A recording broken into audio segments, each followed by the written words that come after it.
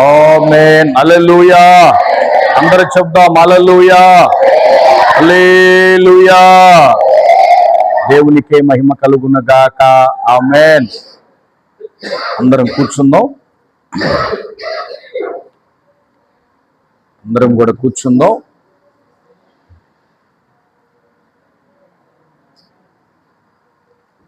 అటు ఇటు తిరగొద్దమ్మా, అటు ఇటు తిరగొద్దు. ఒక్కసారి అందరం కూడా స్తోత్రాలు చెల్లిద్దామా, స్తోత్రాలు చెల్లిద్దామా దేవునికి మనసారా, గట్టిగా చెల్లిద్దామా. దేవునికే మహిమ కలుగును గాక. ఆమేన్. అటు ఇటు తిరగొద్దు. మంచినీళ్ళు తాగేవాళ్ళు ఇప్పుడే తాగండి. వాక్యం మధ్యలో ఎవరో లెగిసి నీకు ఇవ్వటం కాదు. తాగి కూర్చోండి ప్రశాంతంగా. అందరూ నాకల్లే చూడండి. బైబిల్ తెరచి వాక్యాన్ని, లేఖనాలని జాగ్రత్తగా మనం చూద్దాం. ఓకే, అందరూ తాగారు కదా, ఎవరు లేరా? ఓకే, అందరూ ఒక్కసారి స్తోత్రం చెప్పండి చివరిగా. హల్లెలూయా, హల్లెలూయా, హల్లెలూయా. దేవునికే మహిమ కలుగును గాక. ఆమేన్. దేవుని సన్నిధిలో మరొక్కసారి దేవుని నామానికి మహిమ చెల్లిస్తూ కూడి ఉన్నటువంటి మీ అందరికీ, సహోదరి సహోదరులందరికీ ప్రభు అయిన యేసుక్రీస్తు నామములో నిండు మనసుతో వందనాలు తెలియజేస్తున్నాను. దేవుడు మనలను ప్రేమించి కనికరించి మొదటి వర్తమానములో దేవుడు మనకు తోడయ్యుండి నడిపించాడు. చాలా సంతోషం. అట్లాగనే స్తుతి ఆరాధనలో కూడా దేవుడు మనకెంతగానో మేలు చేసి, స్తుతి ఆరాధన చేసేటప్పుడు ప్రతి బిడ్డ కూడా ఒక నూతన శక్తిని, నూతన బలాన్ని పొందుకున్నారు అని నేను నమ్ముతున్నాను. యేసయ్యకు మహిమ కలుగును గాక. ఇశ్రాయేలు ప్రజలు ఆయనను ఆరాధించేటప్పుడు, ఆయనను స్తుతించేటప్పుడు ఒక నూతనమైనటువంటి శక్తిని పొందుకున్నారు. అపోస్తలులు కూడా వాళ్ళు చెరసాలలో పాటలు పాడుతూ ఏం చేశారు? దేవుణ్ణి కనపరిచి ఆరాధించినప్పుడు నూతనమైన శక్తి చేత వాళ్ళు నింపబడ్డారు. నూతనమైన బలము చేత వాళ్ళు నింపబడ్డారు. ఆ శక్తితో తన ప్రయాణాన్ని పౌలు గారు కొనసాగించాడు, సువార్త ప్రయాణాన్ని. కాబట్టి స్తుతించటంలో, గణపరచటంలో దేవుడు శక్తిమంతుడు, బలవంతుడు. దేవునికి మహిమ కలుగును గాక. అందుకనే మనస్సారా మందిరంలో దేవుణ్ణి ఏం చేద్దాం? స్తుతిద్దాం. దేవుణ్ణి మనం గణపరుచుకునే వారముగా ఉండాలని మనవి చేస్తున్నాను. ప్రియమైన దేవుని పిల్లలారా, మంచిది. పోయినటువంటి వారం వాక్యం గుర్తుందా? ఏం చదువుకున్నాం? విశ్వాసం అనే డాలును పట్టుకోవాలి. అంటే మనం విశ్వాసం కలిగి ఉండాలి. మనం మెయిన్ అంశాన్ని మర్చిపోవద్దు. అంశం ఏంటిది? మనకి సందర్భం ఏంటిదో చెప్పా. మా సందర్భం ఏంటిది? అందరు నాకలి చూడండి. అదే మర్చిపోతున్నారని మళ్ళీ అడుగుతున్నాను నేను. 4 నెలలు అయింది. జనవరి, ఫిబ్రవరి, మార్చి, ఏప్రిల్. యుద్ధము ఏంటిది? సందర్భం ఏంటిది? యుద్ధములో ఉన్నాం. యుద్ధములో ఉన్నాం. ఏ యుద్ధము? బాహ్య యుద్ధము కాదు, అంతరంగ యుద్ధము, మనస్సులో యుద్ధము. ఈ యుద్ధము ఎవరితో చెప్పా? ఈ యుద్ధము ఎవరితో? మనుషులతో కాదు, శరీరులతో కాదు. ఎవరితో? ఆత్మ సంబంధమైన శత్రువులతో యుద్ధం చేస్తున్నాం. ఆకాశ మండలమందున్న దురాత్మల సమూహాలతో మనం ఏం చేస్తున్నాం? యుద్ధము చేస్తున్నాం. ఈ యుద్ధం చేసేటప్పుడు కొన్ని ఆయుధాలు మనం ధరించాలని చెప్పాం. ఒకటి ఎవరు చెప్తారు? ఫస్ట్ ఆయుధం సత్యం అనే దట్టి రెండవ ఆయుధం, నీతి అనే చొక్కా మూడవ ఆయుధం, చెప్పులు సిద్ధ మనసు అనే చెప్పులు నాలుగవది, విశ్వాసం అనే డాలు. అమ్మా ఐదవ దగ్గరికి వచ్చా, శుక్రవారం మొదలు పెట్టా. ఐదవది శిరస్త్రాణం. అందరూ అనండి, ఇంకొకసారి అనండి. శిరస్త్రాణం అంటే ఏంటిది? రక్షణ కవచం, రక్షణ అనే శిరస్త్రాణం. శిరస్త్రాణం అంటే ఇంగ్లీష్లో హెల్మెట్ అంటే మీకు బాగా అర్థమైంది. హెల్మెట్ అంటే అర్థమైంది. హెల్మెట్ హెల్మెట్ ఏమంటాం? శిరస్త్రాణము తెలుగులో, ఇంగ్లీష్లో హెల్మెట్ అంటాం. హెల్మెట్ మనల్ని కాపాడుతుందా లేదా? ఈ బ్రెయిన్ భాగాన్ని, తల భాగాన్ని కాపాడేది ఏందయ్యా? హెల్మెట్. నేను ఒకసారి చెప్పాను, సత్రపల్లి ప్రార్థన ముగించుకొని వచ్చేటప్పుడు పరివర్తన దాటిన తర్వాత పోలీసులు ఎదురయ్యారు నాకు. పోలీసులు ఎదురైతే వాళ్ళు అన్నారయ్యా ఏం చేస్తావు అన్నారు. సార్ నేను సేవకుడిని అన్నా. నేను బాగానే ఉంది, మరి బైబిల్ ఏదన్నారు వాళ్ళు. ఏమో బైబిల్ ఏదన్నారు. సార్ బైబిల్ సార్ నా బ్యాగ్లో ఉంది. పాటల బుక్ ఏది అన్నాడు. అంటే ఆయన బహుశా నేను అనుకుంటున్నా ప్రార్థన పోతాను అనుకుంటున్నా. ఎస్ఐ పాటల బుక్ అడిగాడు. బాగానే ఉంది. హెల్మెట్ ఏదో అన్నాడు. ఆ హెల్మెట్ కాదు, ఫస్ట్ లైసెన్స్ అన్నాడు. లైసెన్స్ జేబులో ఉంది.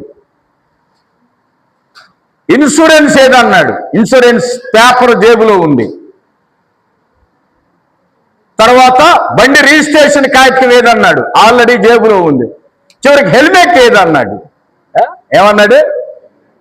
అన్నీ సిద్ధం చేసుకున్న కాగితాలన్నీ నాకు పాకెట్లో ఉంటాయి. అన్నీ దాన్ని జిరాక్స్ చేసి పెట్టుకున్న, చిన్న కవర్ చేసి. కానీ ఏమీ లేదు, హెల్మెట్ లేదు. ఎక్కడ దొరికావన్నాడు నన్ను. ఎక్కడ దొరికా నేను? చెప్పాలి, ఎక్కడ దొరికా? హెల్మెట్ లేదు. ఆయన అన్నాడు అన్నీ పెట్టుకున్న సంగతి నీకు తెలుసుగా, మరి హెల్మెట్ ఎందుకు ధరించలేదన్నాడు ఆయన. సార్ జుట్టు చెరిగిపోయిద్దని సార్ ఇంత నూనె రాశాను, పొద్దున్నే వత్తా నూనె రాశాను, నూనె హెల్మెట్ కంటుకొని వాసన వచ్చిద్దేమో అన్నా నేను. అనగా అసలు నీకు జుట్టే లేదు కదా, జుట్టునే నలిగిద్ది అన్నాడు ఆయన. ఏమన్నాడు? అసలు బట్టనెత్తి కదా, జుట్టునే నలిగిద్ది అన్నాడు ఆయన. సార్ ఈ ఒక్కసారికి వదిలేయండి. ఏమన్నాడు? ఈ ఒక్కసారికి వదిలేయమన్నా. ఆయన అన్నాడు సరే ఈ ఒక్కసారికి ఫీజు కట్టమన్నాడు. ఏమన్నా నేను? సరే ఈ ఒక్కసారికి వదిలేయండి, leave me, please leave me అన్నా. అది ఇంగ్లీష్లో మళ్ళా ప్లీజ్ లీవ్ మీ అంటే కాదు, ప్లీజ్ ఒక్కసారికి ఫైన్ కట్టమన్నాడు ఆయన. ఎంత కట్టమన్నాడు? 1000 రూపాయలు. అక్కడ వచ్చిన కానుక 1000 రూపాయలు ఎవరికి ఇచ్చా? ఎవరికి ఇవ్వాల్సి వచ్చింది? దేవుడు బిడలిచ్చినటువంటి కానుక ఎవరికి ఇవ్వాల్సి వచ్చింది? దీనికి కారణం ఏంటో తెలుసా? ఆయన అన్నాడు నువ్వు హెల్మెట్ ధరించకపోతే నీకేదన్నా అయితే నీ మీద ఆధారపడ్డ పిల్లలు, కుటుంబం ఉంది. రెండవది నీ మీద ఆధారపడ్డ సంఘము ఉంది. 200 మందో 300 మందో నీకు ఉంటారు. ఈ 300 మంది పరిస్థితి ఏంటి? విశ్వాసుల బాధ్యత నీది కదా. నువ్వు హెల్మెట్ ధరిస్తే నీ ప్రాణాలను కాపాడుకుంటావు కదా. ఈ చిన్న లాజిక్ నీకు తెలియదా? మరి మైకు తీసుకొని దద్దరిల్లే విధంగా స్టేజీల మీద చెప్తారు మీరు. కనీసం హెల్మెట్ ధరించుకోవాలన్న సంగతి తెలియదా? అప్పుడు నాకేమొచ్చిందంటే సిగ్గొచ్చి, ఏమొచ్చి సిగ్గొచ్చి, ప్రభువా అన్ని పేపర్స్ పెట్టుకున్నాను, హెల్మెట్ పెట్టుకోలేదు యేసయ్యా. ఇక అక్కడి నుంచి జుట్టు నలిగినా, ఈ 2 ఎంటికలు చెదిరిపోయినా, ఏం పోయినా హెల్మెట్ మాత్రం ఒకవేళ తల మీద పెట్టుకోకపోయినా కాళ్ళకాడ పెట్టు. ఎందుకని వాళ్ళు చూపిమనగానే హెల్మెట్ చూపించడానికి దేవుని స్తోత్రం చెప్పండి. ఆయన చెప్పిన మాట నేను ఆలోచించా. ఇంటికి వచ్చిన తర్వాత ఎస్ఐ గారు చెప్పిన మాట, నా మీద ఆధారపడిన వాళ్ళు చాలా మంది ఉన్నారు కదా, మరి దేవుడు ప్రాణాలు ముఖ్యం, వేగము కన్నా ప్రాణం ముఖ్యం కదా. హెల్మెట్ చూడండి ఎంత విలువైనదో, ఎంత ఘనమైనదో. ప్రాణాలను కాపాడుతుంది, శిరస్సును కాపాడుతుంది, నీ జీవితాన్ని కాపాడుతుంది. అందుకని పరిశుద్ధ గ్రంథములో దేవుడు అన్నాడు, ఆత్మీయ హెల్మెట్ను పెట్టుకోమన్నాడు. A helmet? ఎస్ఐ గారు అన్నది ఏ హెల్మెట్? శరీర సంబంధమైన హెల్మెట్. కానీ ఎస్ఐ అన్నది చెప్పాలి, ఆత్మ సంబంధమైన హెల్మెట్. అంటే ఏంటో తెలుసా? రక్షణ పొందటమే హెల్మెట్. దేవుని స్తోత్రం చెప్పండి. బాప్తిసమే హెల్మెట్. రెండవది, రక్షణ అనేది హెల్మెట్ లాంటిది. అంటే ఈ రక్షణ ఏమైంది? నిన్ను కాపాడుతుంది. నువ్వు యేసయ్య రక్తములో కడగబడి నీ పాపాలు తీసివేయబడితే ఆ రక్తమే నిన్ను కాపాడునుగాక, రక్షించునుగాక, కాపుదల కాయునుగాక. మా ఈరోజు ఈ యుద్ధములో మనం ఓడిపోకుండా మనల్ని నిలబెట్టేది ఏంటో తెలుసా? మనం తీసుకున్న రక్షణ ఏం చేసిద్దంటే అది బలమైనది, అది శక్తివంతమైనది అని శుక్రవారం మీకు చెప్పా. ఈరోజు దావీదు మహారాజు గారు అంటున్నాడు, ఏమంటున్నాడో తెలుసా? నాకు ఆయన రక్షణ ఉంది, నేను దేనికి భయపడను. స్తోత్రం చెప్పండి. దావీదు గారి ధైర్యం ఏంటో చెప్పండి. నాకు ఆయన రక్షణ ఉంది, నేను దేనికి. చదవండి కీర్తన 27 మొదటి వచనం. కీర్తన గ్రంథము, బైబిల్ ఉన్నవారు అందరూ చూడండి ఒకసారి, అందరూ కూడా. యెహోవా నాకు వెలుగును రక్షణనయ్యున్నాడు, నేను ఎవరికి భయపడను.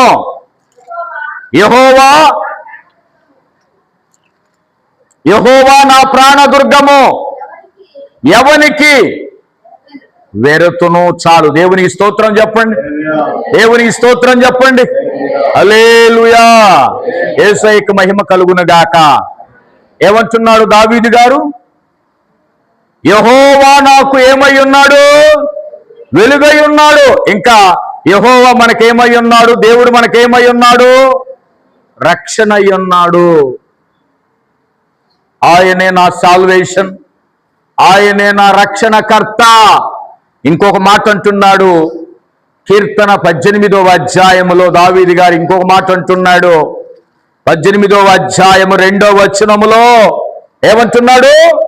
యెహోవా నా శైలము, యెహోవా నా కోట, నన్ను రక్షించువాడు, నా కేడము, నా రక్షణ శృంగము, నా ఉన్నత దుర్గము, నా దేవుడు, నేను ఆశ్రయించి ఉన్న నా దుర్గము. స్తోత్రం చెప్పండి. స్తోత్రం చెప్పండి. ఇక్కడ చూడండి, నా అన్న పదం ఎన్నిసార్లు ఉంది? నా అన్న పదం ఎన్నిసార్లు ఉంది? నా అన్న పదం చెప్పాలి, ఎన్నిసార్లు ఉంది? ఒకటి లెక్కయండి పైన. నా బలము అన్నాడా లేదా? నా బలము, నా శైలము, నా కోట, నన్ను రక్షించువాడు, నా కేడెము, నా రక్షణ శృంగము, నా ఉన్నత దుర్గము, నా దేవుడు, నేను ఆశ్రయించి ఉన్న నా దుర్గము. 9 సార్లు ఉంది. గట్టిగా స్తోత్రం చెప్పండి. ఏమన్నాడు దావీదు గారు? ధైర్యంతో చెప్తున్నాడు. ఏమని? ఇది నాది. ఏదంట ఆయనది? ఏమండి ఏది ఆయనది? వింటల్లా వాక్యం, పరధ్యానంలో ఉన్నారు, ఎక్కడో ఉన్నారు. ఏది ఆయనది? మళ్ళీ సున్నమన్న చెప్తారు. ఏది ఆయనది? దావీదు గారిది ఏదమ్మా? దావీదు గారు ఏమన్నాడు? నా రక్షణ, నా బలము. సుయాత చెప్పు, నువ్వన్నా చెప్పు. నా శైలము, నా కోట, నా కొండ, నా దుర్గము. అంటే ఇవన్నిటిని గురించి ఏమంటున్నాడు ఆయన? ఇవన్నీ నావి. దేవుని స్తోత్రం చెప్పండి. So these are the mine. అంటే ఇవన్నీ నావి, ఇవన్నీ నా సొంతము. ఆయన చెప్తూ ధైర్యంగా అంటున్నాడు, ఇవన్నీ నాకు సంబంధించినవి. రక్షణ నా సొంతము. దేవుడు నన్ను రక్షించాడు, దేవుడు నాకు బలాన్ని ఇచ్చాడు, దేవుడు నాకు శక్తినిచ్చాడు. దావీదు గారిని గురించి మనం మాట్లాడుతూ ఉంటే ఎంత ఆశ్చర్యకరంగా అనిపిస్తుందో. ఆయన సంతోషిస్తూ చెప్తున్నటువంటి మాట. కొంతమంది ఏమంటారు తెలుసా? నాకు 2 ఇళ్ళు ఉన్నాయి, నాకు 2 కార్లు ఉన్నాయి కదమ్మా, నాకు 2 బిల్డింగ్స్ ఉన్నాయి, నాకు 2 ఉద్యోగాలు ఉన్నాయి, నాకు 2 భార్యలు ఉన్నారు, నాకు 10 మంది కొడుకులు ఉన్నారు. అవునా కాదా? నాకెంత పొలం ఉంది. కానీ ఆయన లోక సంబంధంగా సంతోషించట్లా దావీదు గారు. చెప్పండి, దేని సంబంధంగా అమ్మా? దేని సంబంధంగా? నా దేవుడు ఆయన, నా కోట ఆయన, నా దుర్గము ఆయన. ఇదిగో లోకాన్ని గురించి ఆయన సంతోషించట్లేదు, కానీ దైవికంగా ఇవన్నీ దేవుడు నా సొంతమయ్యాడు. దేవుని స్తోత్రం చెప్పండి, దేవుని స్తోత్రం చెప్పండి. పరిశుద్ధ గ్రంథములో ఇంకొక ఆయన ఉన్నాడు. నా పొలము అన్నాడు, నా కొట్లు అన్నాడు, నా ధాన్యము అన్నాడు, నా మిరపకాయలు అన్నాడు, నా వరి అన్నాడు, నా అన్నధనం కాపాడిందా? నా అన్న పొలం కాపాడిందా? నా అన్న ఇళ్ళు కాపాడినయా? ఆయన చనిపోయేటప్పుడు ఏది ఆయనను కాపాడలా, కానీ దావీదును కాపాడింది ఎవరో తెలుసా? నా అన్న యేసయ్య ఏం చేశాడండి? ఒకసారి స్తోత్రం చెబుతారు ఈ మాటకి? గట్టిగా స్తోత్రం చెబుతారా? ఈ లోకములో మనదేదన్నా మనల్ని కాపాడలేదు, కానీ మనల్ని కాపాడేది ఆయన ఒక్కడే, నజరేయుడైన యేసయ్య. ఆయనే మనల్ని కాపాడుతుంది, ఆయనే మనల్ని రక్షిస్తుంది. ఈరోజు దావీదు గారిని కాపాడుతుంది ఎవరు? కాపాడింది ఎవరు? ఆయనే. మనం చదువుకున్న మొదటి వర్తమానంలో కీర్తన 109వ అధ్యాయములో చదువుకున్నాం. ఏమని? అయ్యా, చెప్పించేవారున్నారు, వేషించేవారున్నారు, పగబట్టుకునేటువంటి వారున్నారు, గుంట త్రవ్వేటువంటి వాళ్ళు ఉన్నారు, కానీ వాళ్ళందరి చేతిలో నుంచి నీవు నన్ను తప్పించావు. దేవుడు దావీదు గారి కుడి ప్రక్కన. చెప్పండి, ఏ ప్రక్కనమ్మా? మొదటి వర్తమానం ఏ ప్రక్కన?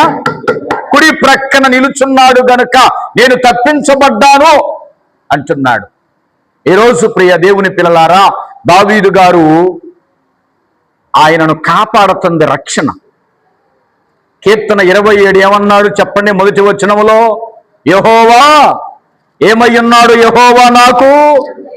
యెహోవా నాకు వెలుగును రక్షణ అయ్యున్నాడు, నేను ఎవరికి?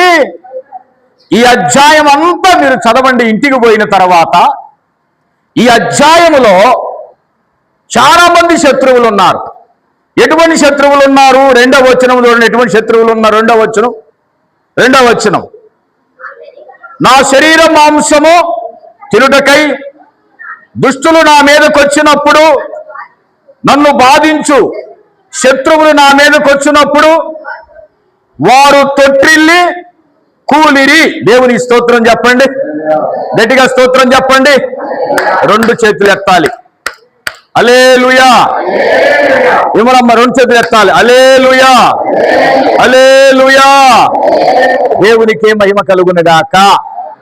ఎటువంటి శత్రువులు వీళ్ళు? దావీదు గారిని శరీర మాంసము కూడా, మాంసాన్ని తినేది ఎవరో చెప్పండి? మాంసాన్ని, నరమాంసాన్ని తినేది ఎవరమ్మా? నరమాంసం తినేది ఎవరు? మేక మాంసం తింటాము, పొటేలు మాంసం తింటాము, ప్రపంచంలో ప్రతి జంతువు మాంసం తింటాము, కానీ నరమాంసం తినేది ఎవరు? నరుడి మాంసం తినేది ఎవరు? రాక్షసులు. ఎవరు? దావీదు గారిని శరీరముతో తినటానికి కూడా సిద్ధపడ్డారంటే నిజంగా వాళ్ళు ఎంత రాక్షసులో, ఎంత పగబట్టారో దావీదు గారి మీద. ఇంకా బైబిల్ గ్రంథంలో రాయబడిన 3వ వచనములో దండు దిగినను, ఏ దండు అంట? ఏ దండు? శత్రువుల దండు దిగినను నా హృదయము భయపడదు, నా మీదకు యుద్ధము రేగినను దీనిలో నేను ధైర్యము. దేవునికి మహిమ కలుగునుగాక. వీళ్ళందరూ మధ్యలో దావీదు గారు ఉన్నారు. ఆయన ఒకే ఒక ధైర్యంతో ఉన్నాడు. ఏంటో తెలుసా? ఆయన ధైర్యం ఏంటో తెలుసా? మొదటి వచనమే ఆయన ధైర్యం. ఏంటా మొదటి వచనం? ఏంటా మొదటి వచనం? యెహోవా నాకు వెలుగును, నాకు రక్షణ అయ్యున్నాడు. నేను ఎవరిని కూడా లెక్క చేయటం లేదు. ఎందుకంటే నా పక్షాన ఉన్నవాడు అందరికంటే. రెండవది, దావీదు గారిని దేవుడు ఎక్కడ దాచాడో తెలుసా? ఒక చోట దాచిపెట్టాడంట. ఎవరికి కనపడకుండా, ఎవరికి చిక్కకుండా, ఎవరికి అందకుండా ఒక చోట దాచిపెట్టాడు. ఎక్కడది? 5వ వచనం. 5వ వచనం ఎక్కడది ప్లేస్? ఆపత్కాలమున ఆయన నన్ను పర్ణశాలలో దాచును, తన గుడారపు మాటున నన్ను దాచును, ఆశ్రయ దుర్గం మీద.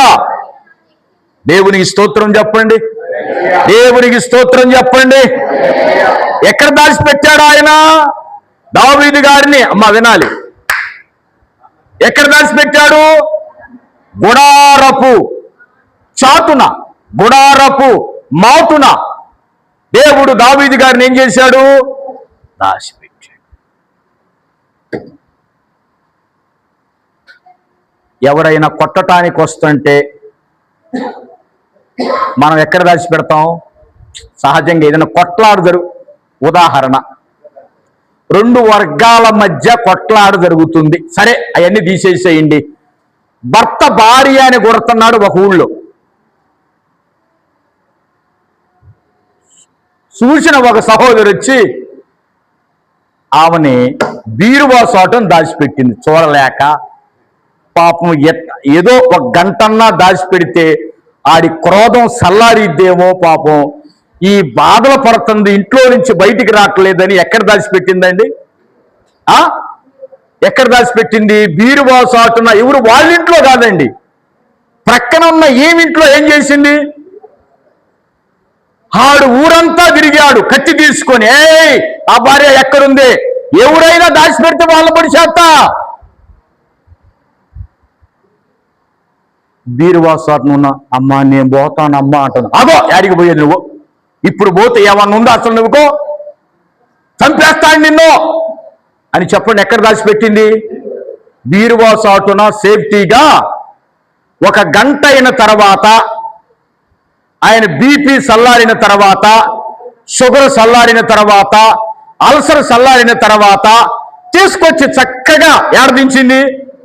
దేవుని స్తోత్రం చెప్పండి. దేవుని స్తోత్రం చెప్పండి. అదే ఒకవేళ ఆ గంట దాయకపోతే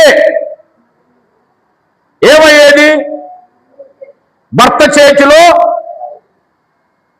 ఏం చేసిందండి ప్రేమ కలిగిన సహోదరి? అమ్మా నీ బాధ చూడలేకపోతున్నాను, నువ్వు దెబ్బలు తింటున్నావు తప్ప బయటికి రావటం లేదమ్మా అని ప్రేమతో ఆమె తీసుకొచ్చి ఆ చాటును భద్రపరిచింది. పరిశుద్ధాత్మ దేవుడు కూడా మనల్ని చెప్పండి ఎక్కడ భద్రపరిచాడు? శత్రువు బారి నుంచి. ఎవరి నుంచి? ఎక్కడ భద్రపరిచాడు అని మనం జాగ్రత్తగా చూస్తే గుడారపు మాటున. ఎక్కడమ్మా? వినాలి. గుడారపు మాటున భద్రపరిచి శత్రువుకు అందకుండా. 6వ వచనం చూడండి. శత్రువుకు అందకుండా. ఇప్పుడు నన్ను చుట్టుకొని ఉన్న ఎవరికంటే? గట్టిగా, ఎవరికంటే? నా శత్రువుల కంటే ఎత్తుగా నా తల దేవునికి మహిమ కలుగునుగాక. దేవుడు దావీదు గారిని రక్షణనిచ్చి వెలుగునిచ్చి శత్రువులందరికంటే ఎత్తుగా ఉంచి వారికి చిక్కకుండా దేవుడు ఏం చేశాడు? ఆయన గుడారపు చాటున భద్రపరిచాడు. దేవునికి మహిమ కలుగునుగాక. ఈరోజు దేవుడు నువ్వు ఎన్ని బాధల్లో ఉన్నా, వాక్యం వింటున్న నీవు ఎన్ని శ్రమల్లో ఉన్నా, ఇన్ని కష్టాల్లో ఉన్నా, ఇన్ని నిందల్లో ఉన్నా, ఇంత కన్నీటిలో ఉన్నా దేవుడు ఏం చేస్తున్నాడు చెప్పండి? నిన్ను ఏం చేస్తున్నాడు? అమ్మా ఏం చేస్తున్నాడు?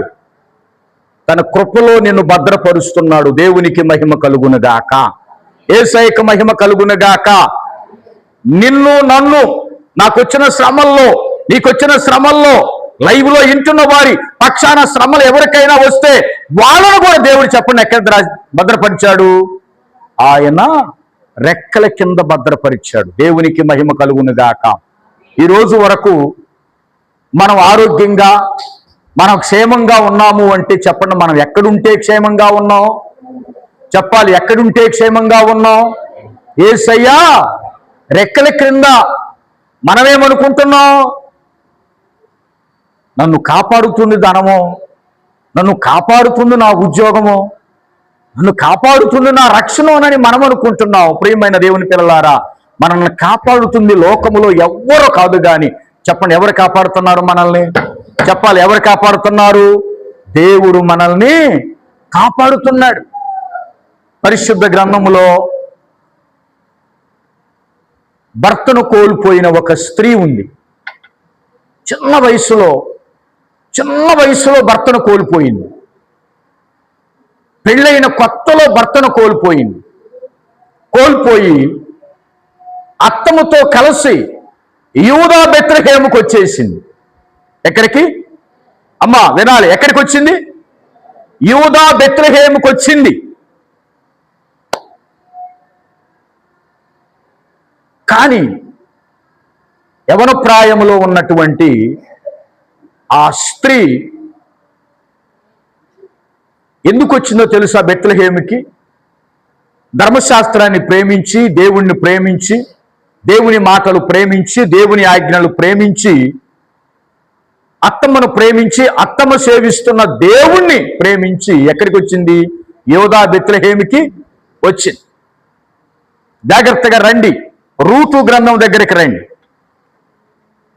ఆమె తీసుకున్న తీర్మానము చూడండి. చిన్న వయసులో భర్తను కోల్పోయిన స్థితిలో, ఆధారము లేని స్థితిలో ఆమె తీసుకున్న తీర్మానమే ఆమెకు కవచంగా మారింది. తీయండి రూతు గ్రంథము, దీన్ని అందరూ కూడా బైబిల్స్ ఉన్నవారు చూడండి. రూతు గ్రంథము తీశారా? రూతు గ్రంథములో నుంచి మనము చిన్న మాట జ్ఞాపకం చేసుకుందాం ఈ మధ్యాహ్న కాల సమయంలో. రూతు గ్రంథము తీశారా? రూతు గ్రంథము మొదటి అధ్యాయము, రూతు గ్రంథము మొదటి అధ్యాయము 16వ వచనం. అందుకు రూతు, నా వెంబడి రావద్దనియు, నన్ను విడిచిపెట్టమనియు నన్ను బతిమాలు కొనవద్దు. నీవు వెళ్ళు చోటకే నేను వచ్చేదను, నీవు నివసించు చోటనే నేను నివసించదను. నీ జనమే నా జనము, నీ దేవుడే నా దేవుడు. నీవు మృతి పొందు చోటను నేను మృతి పొందెను, అక్కడనే పాతి పెట్టబడేను. మరణము తప్ప మరి ఏదైనను నిన్ను నన్ను ప్రత్యేకించిన ఎడల ఎంతైనా కీడు చేయనుగాక నిన్ను. దేవునికి స్తోత్రం. అందరు చెప్పట్లా దేవునికి స్తోత్రం. అందరు చెప్పట్లా దేవునికి స్తోత్రం. దేవునికి స్తోత్రం. దేవునికి మహిమ కలుగునుగాక. ఈమెమన్నది రూతు గారు, అమ్మా నీ ప్రాంతానికి వెళ్ళు, నీ దేశానికి వెళ్ళు, ఇక్కడ ఆధారం లేదు, ఇక్కడ మనల్ని పోషించేవాళ్ళు లేరు, నేను ముసలిదానను, నేను ఆహారం తెచ్చి నీకు పెట్టలేను అన్నప్పుడు సహోదరి ఏమన్నది? రూతు ఏమన్నదమ్మా? రూతు ఏమన్నది? ఆ మాట అనవద్దు. నీ దేవుడే చెప్పాలి, నీ దేవుడే ఏమన్నాడు? నీ దేవుడే నీ జనమే. స్తోత్రం చెప్పండి. నీ దేవుడే నా దేవుడు, నీ జనమే నా జనము. నీవెక్కడుంటే అమ్మా, ఇక్కడ వాళ్ళ సంగతి నీకు తెలియదమ్మా. భర్తను కోల్పోయావు, నేను నిన్ను కాపాడుకోలేను. నువ్వు యవన ప్రాయంలో ఉన్నావు, నిన్ను ఏ రకంగా నేను కాపాడుకోవాలి? అసలుకే నీకు భర్త లేడు. ఏదో ఒక రోజున నీ మనసు మారవచ్చు, చేయరాని తప్పు చేయొచ్చు. ఫలానా నయోమి కోడలు ఈ రకంగా తప్పు చేసింది అని ఎవరైనా అంటే, ఇప్పటికే కుమారులు కోల్పోయి భర్తను కోల్పోయి చాలా బాధలో ఉన్నానమ్మా, చాలా కష్టంలో ఉన్నాను, చాలా శోకములో నేనున్నాను. మరలా నువ్వు యవన ప్రాయంలో ఉండి దయచేసి మీ ఇంటికి వెళ్ళి మరలా పెళ్లి చేసుకొని మరలా పిల్లలను కానీ నువ్వు సంసారాన్ని ప్రారంభించమ్మా.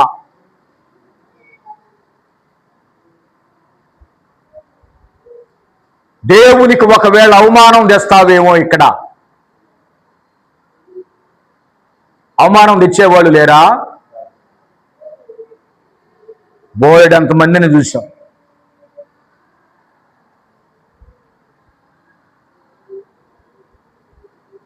రూతు అన్నది, అత్తమ్మా నీకు నీ దేవునికి మన ఇంటికి ఏ రోజైనా నేను చిన్న మచ్చైనా తెచ్చిన రోజున నా ప్రాణం ఏమైంది?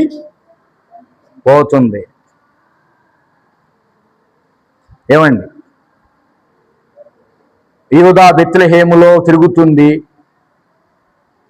యూదా బెత్లెహేములో తిరుగుతుంది, పనికెళ్తుంది వస్తుంది, పనికెళ్తుంది వస్తుంది. ఎంతో మంది యవనస్తులు చూస్తున్నారు ఆమెను, ఎంతో మంది యవనస్తులు చూస్తున్నారు, ఎంతో మంది యవనస్తులు చూస్తున్నారు. రూతు చక్కని స్త్రీ, అందమైన స్త్రీ, కానీ ఎవ్వరూ కూడా ఆమెను ముట్టుకోవటానికి సాహసించలేదంట. స్తోత్రం చెప్పండి, గట్టిగా స్తోత్రం చెప్పండి. ఆమెతో మాట్లాడటానికి కూడా భయపడ్డారంట యవనస్తులు.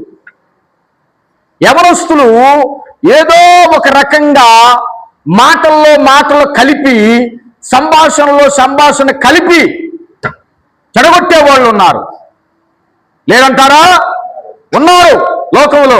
కానీ రూతును చూసినప్పుడు వాళ్ళకెందుకో భయం అనిపించింది. రూతుని మాట్లాడలేకపోయారు, ఆమె కళ్ళు చూసినా కూడా ఆమె దగ్గరకు చేరలేకపోయారు. కారణం ఏంటో తెలుసా? కారణం ఏంటంటే రూతు గ్రంథము 2వ అధ్యాయము. కారణం ఏంటో చెప్తా. రూతు గ్రంథము 2వ అధ్యాయము 12వ వచనమే కారణం. రూతు గ్రంథము 2వ అధ్యాయము 12వ వచనమే కారణం. చదువమ్మా. యెహోవా నీవు చేసిన దానికి ప్రతిఫలమిచ్చును.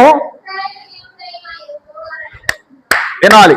ఇశ్రాయేలు దేవుడైన యెహోవా రెక్కల క్రింద. ఏ రెక్కల కింద? ఏ దేవుడు? ఏ దేవుడు? ఇశ్రాయేలీయుల దేవుడైన యెహోవా రెక్కల క్రింద సురక్షితముగా ఉండటానికి నీవు ఇక్కడికి వచ్చావు. ఆయన నీకు సంపూర్ణమైన బహుమానము ఇచ్చునని ఆమెకు. ఈ మాట గట్టిగా స్తోత్రం చెప్పండి, గట్టిగా స్తోత్రం చెప్పండి, గట్టిగా స్తోత్రం చెప్పండి. దేవునికి మహిమ కలుగునుగాక. ఇప్పుడు ఈమె ఎక్కడికి వచ్చిందో చెప్పండి. ఇప్పుడు ఎక్కడికి వచ్చిందండి? ఇశ్రాయేలీయులు దేవుడైన యెహోవా రెక్కల క్రింద ఉండటానికి సురక్షితముగా. ఇప్పుడు సురక్షితం ఎక్కడుంది? క్షేమము ఎక్కడుంది? ఈ వచనం ప్రకారంగా ఎవరు చెప్తారు? ఈ వచనం ప్రకారంగా క్షేమము, సురక్షితము, కాపుదల ఎక్కడుంది? అందరూ చెప్పాలి ఆ మాట, అందరూ చెప్పాలి. ఏ రెక్కల క్రింద? ఇప్పుడు రూతుము గారు ఎక్కడికి వచ్చింది? రెక్కలు కనపట్ల, ఆయన కనపట్ల, కానీ కాపాడే దేవుడు కనపడడు. కనపడకుండా ఏం చేస్తాడమ్మా? ఆయన నిన్ను కాపాడునుగాక. తర్వాత చూడండి 3వ అధ్యాయం 3వ అధ్యాయం 10వ వచనం. అతడు, నా కుమారి, యెహోవా చేత నీవు దీవెన నొందినానవు, కొద్దివారే గాని గొప్పవారే గాని యవనస్తులను నీవు వెంబడింపక ఇల్లుట వలన నీ మునుపటి సత్ప్రవర్తన కంటే వెనకటి సత్ప్రవర్తన మరీ ఎక్కువైనది. గట్టిగా స్తోత్రం చెప్పండి. గట్టిగా స్తోత్రం చెప్పండి. గట్టిగా స్తోత్రం చెప్పండి. ఎవరంటున్నారు ఈ మాట? బోయస్. ఎవరమ్మా? అమ్మా, నీ ప్రవర్తన చూస్తుంటే మాకే భయం కలుగుతుంది. ఏంటయ్యా, ఆమె ఏమైనా విచిత్రంగా ఉందా? ఈ జుట్టు ఎక్కడ వేసుకుందా? విచిత్రంగా ఉందా? కాదు. నిన్ను చూస్తుంటే, నీ ప్రవర్తన చూస్తుంటే రోజు రోజుకి ప్రవర్తన ఎక్కువైతుంది. రూతు ప్రవర్తన ఏమవుతుంది? రోజు రోజుకి ప్రవర్తన దిగజారుతుందా? ప్రవర్తన ఎక్కువైతుందా? ఎక్కువ కావటం అంటే రోజు రోజుకు పెరిగే కొద్ది ఆమెలో డీసెంటు, ఆమెలో ప్రార్థన, రోజు రోజుకి భక్తి పెరుగుతుంది. అత్తమ్మను గౌరవిస్తుంది, బంధువులకు మంచి పేరు చేస్తుంది, రోజు రోజుకి కూడా మంచి పేరు తెచ్చుకుంటుంది. కొంతమందికి రోజులు గడిచే కొద్ది ఏమవుతుంది చెప్పాలి? రోజులు గడిచే కొద్ది, సంవత్సరాలు గడిచే కొద్ది ఉన్న భక్తి ఏమవుతుంది చెప్పాలి? ఉన్న భక్తి ఏమవుతుంది? రోజులు గడిచే కొద్ది భక్తి ఏమవుతుందమ్మా? ఆహా. సంవత్సరాలు గడిచే కొద్ది విశ్వాసం ఏమవుతుంది? అయ్యా, నేను ఫస్టులో మంచి విశ్వాసంగా ఉన్నానయ్యా, పిల్లలు పుట్టారు, ఈ బాధ్యతలైన ఇవన్నీ నెత్తిబడిన తర్వాత ఆ ఫస్ట్ లో ఉన్న విశ్వాసం పోతుందయ్యా, ఫస్ట్ లో ఉన్న ప్రార్థన పోతుందయ్యా, ఫస్ట్ లో ఎంత పరిచర్య చేశానో ఆ పరిచర్యను పోగొట్టుకున్నానయ్యా. ఫస్ట్ లో బాగానే ఉన్నావు, కానీ ఇప్పుడు దిగజారిపోయావు. ఫస్ట్ లో బాగానే ప్రార్థన చేశావు, ఇప్పుడు ప్రార్థన చేయలేకపోతున్నావు. ఫస్ట్ లో బాగానే పాడావు, ఇప్పుడు పాడలేకపోతున్నావు. కానీ రూతు మాట్లాగా, రూతు ఏం చేసిందో చెప్పండి? డే బై డే, రోజు పెరిగే కొద్ది, సంవత్సరాలు పెరిగే కొద్ది ఆమెలో ఉన్న భక్తి ఏమవుతుంది? భక్తి పెరిగిపోతుంది. ప్రవర్తన కూడా ఏ యవనస్తుని వైపు చూడకుండా, ఏ కోరికలను కూడా అనుసుకొని, ఏమన్నా ఆమె కోరికలేవా? ఆమెకి రూతుమ్మ గారి కోరికలే ఉండవా? లేవా? ఆమె కూడా కోరికలు ఉంటాయి, ఆమెకు కూడా ఆశలు ఉంటాయి. కానీ వాటన్నిటిని ఏం చేసింది? దిగమింగి నేను ఎక్కడ పొరపాటు చేస్తే దేవునికి అవమానం వచ్చిద్దో, నా అత్తమ్మకు అవమానం వచ్చిద్దో, నా భర్త ఇంటి వారికి అవమానం వచ్చిద్దోనని లోపల ఆశలన్నీ చంపుకొని దేవునికి లోబడింది. స్తోత్రం చెప్పండి. అందుకని దేవుడు ఆమెను ఎక్కడ దాచిపెట్టాడు? రూతుమ్మని ఎక్కడ దాచిపెట్టాడు? యెహోవా దావీదు గారిని ఎక్కడ దాచిపెట్టాడు? గుడారపు చాటున. ఈమెను ఎక్కడ దాచిపెట్టాడు? యెహోవా. మరి మనల్ని ఎక్కడ దాచిపెట్టాడు? ఏమా, మనల్ని ఎక్కడ దాచిపెట్టాడు? రూతుమ్మని ఎక్కడైతే దేవుడు దాచిపెట్టాడో, నిన్ను నన్ను మనల్నందరినీ దేవుడు ఆ స్థలంలో ఉంచాడు. దేవునికి మహిమ కలుగునుగాక. యెహోవా రెక్కల క్రింద సురక్షితముగా ఉండటానికే నీవు వచ్చావు.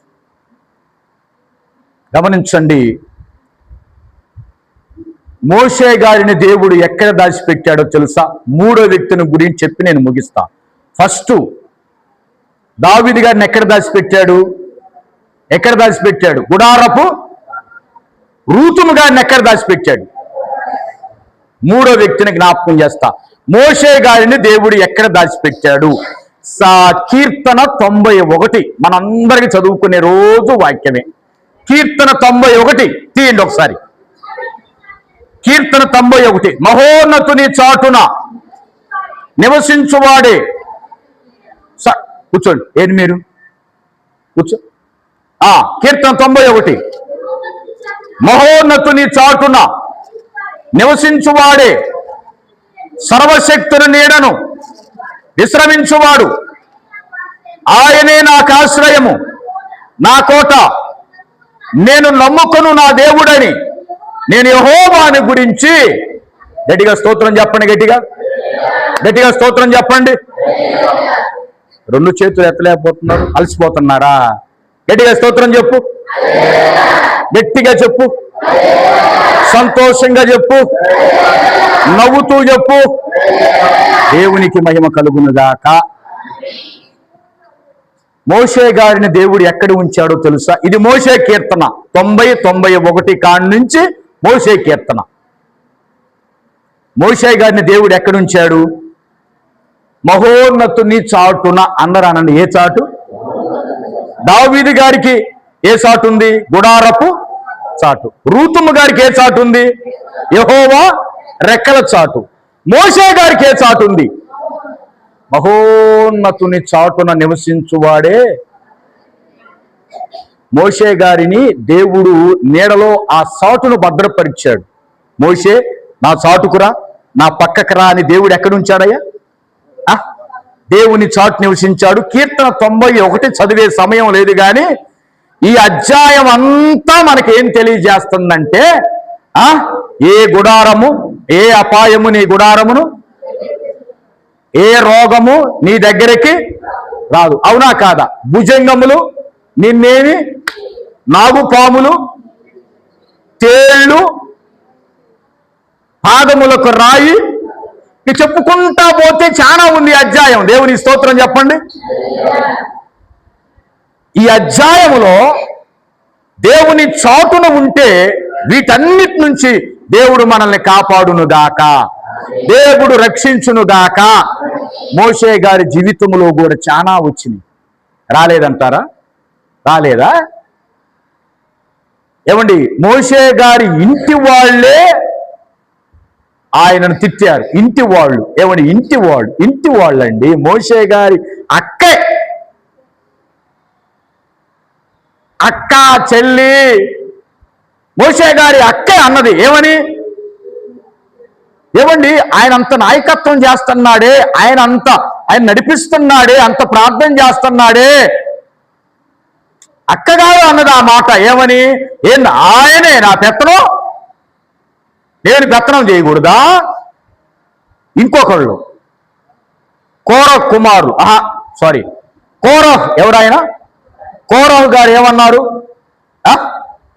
నీ ఒక్కడువేనా యాజకత్వం? మేము యాజకత్వం చేయకూడదా? 250 మందిని పోగు చేసుకొని వచ్చాడే మోషేకి వ్యతిరేకం కదమ్మా. అహరో, మిరియాము మోషేకి వ్యతిరేకంగా, ఇంకా చాలా మంది మోషేకి వ్యతిరేకంగా వచ్చారు. వ్యతిరేకతలు ఎదుర్కొన్నాడు. సరే, వాళ్ళంటే తీసేయి. ఏ ప్రజల కోసమైతే ఐగుప్తు దేశాన్ని వదులుకున్నాడో, ఏ ప్రజల కోసమైతే రాజసింహాసనాన్ని వదులుకున్నాడో, చివరికి ఆ ప్రజలే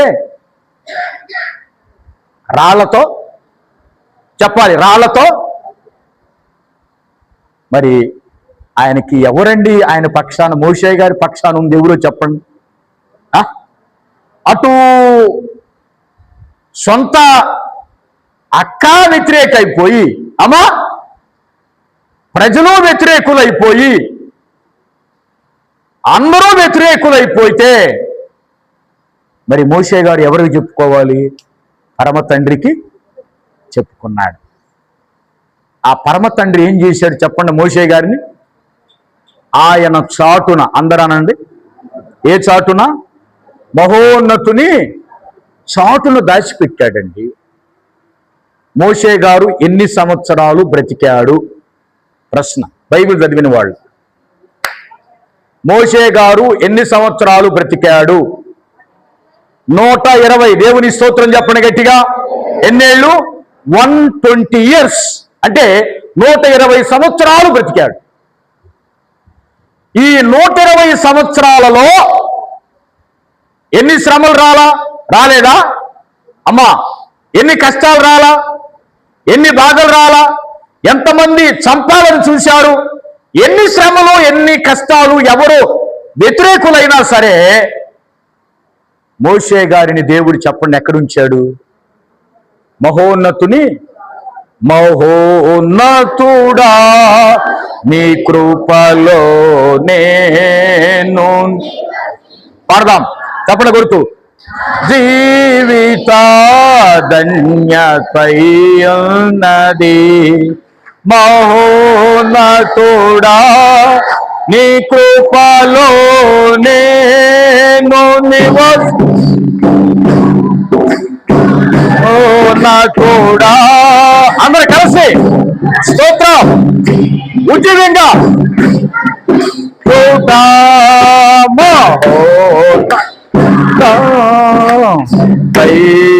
ఉన్నది మహోన్నతు నీ కృపలో నేను పాడాలి. మహోన్నతుడా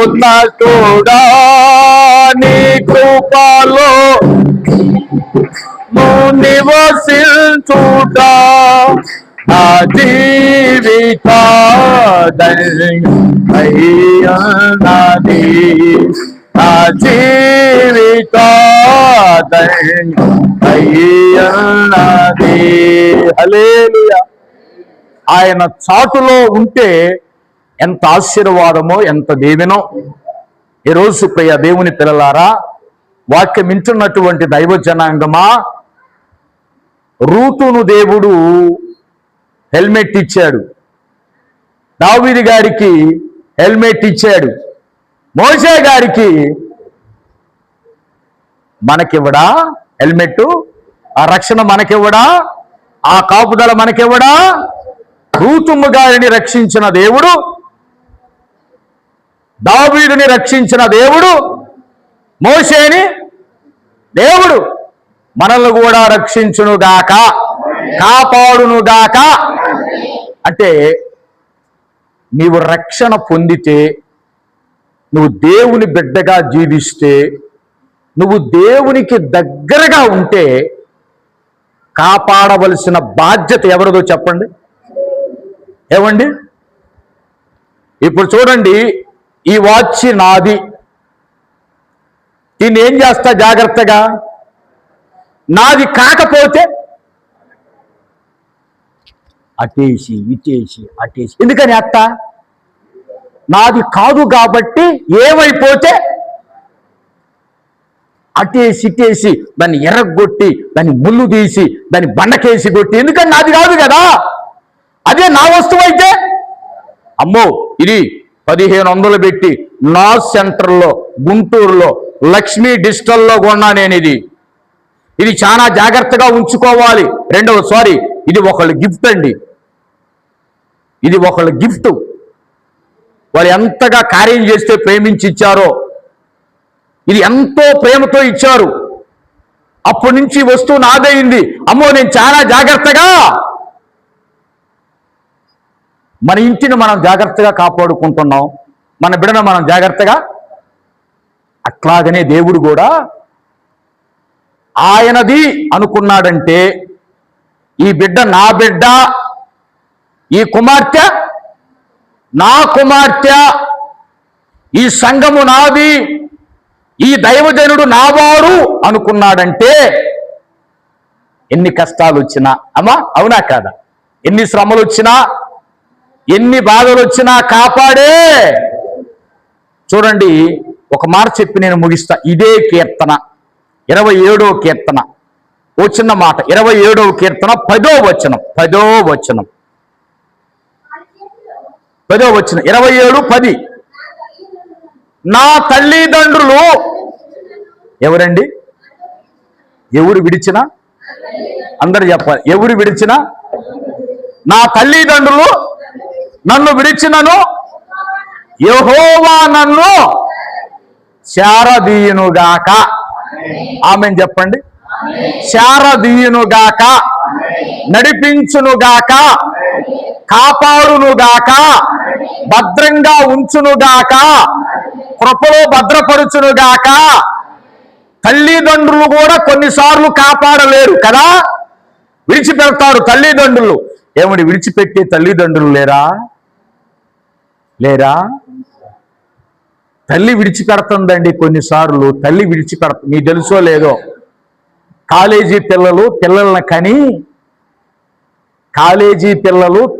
కని చెత్త కుండీల్లో పడేస్తుంటే అవి పేపర్ వాళ్ళకి దొరుకుతున్నాయి, ఆ చిన్న చిన్న బిడల దేహాలు.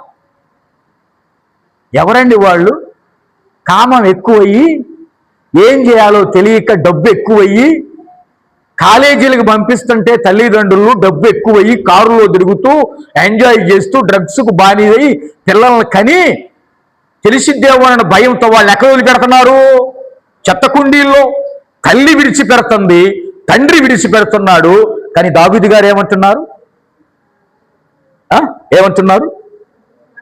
నా తల్లిదండ్రులు నన్ను విడిచినను యెహోవా అందరూ విడిచినా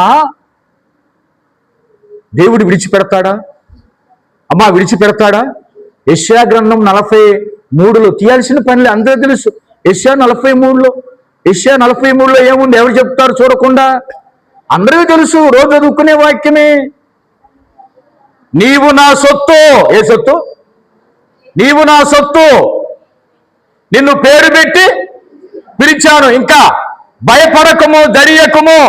నదుల్లో పడి వెళ్ళేటప్పుడు, సముద్రాల్లో పడి వెళ్ళేటప్పుడు